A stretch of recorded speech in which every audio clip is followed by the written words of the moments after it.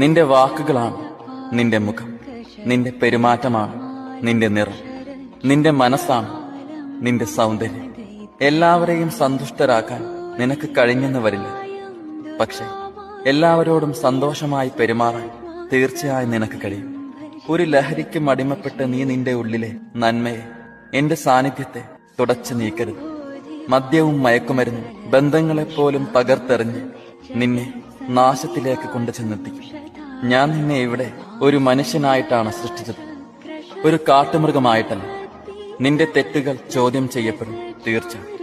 എന്നോടുള്ള ഭക്തിയാണ്, സ്നേഹമാണ് നിന്റെ ലഹരിയെങ്കിൽ നീ എനിക്ക് പ്രിയപ്പെട്ടവനായി എന്നും തുടരും.